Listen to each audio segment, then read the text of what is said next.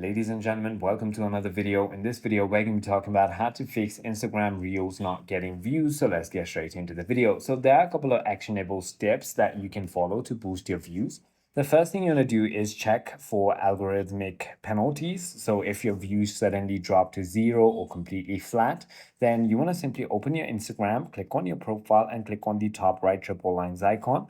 Now, what you want to do is simply go ahead and look for the account tab and then look for account status. So if you simply go ahead and find the account tab and then account status, what happens is you're going to see if there are any problems with your account. If you don't find it, you can also go ahead and search for it right over here. Account status right over here. As you can see, tap on it and it will say if there are any problems with your account right over here.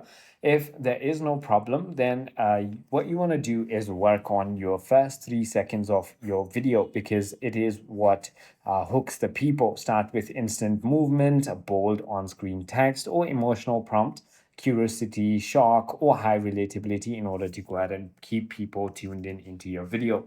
I hope this video clarifies everything for you. If you have further more queries, feel free to comment down below and I'll see you on the next one.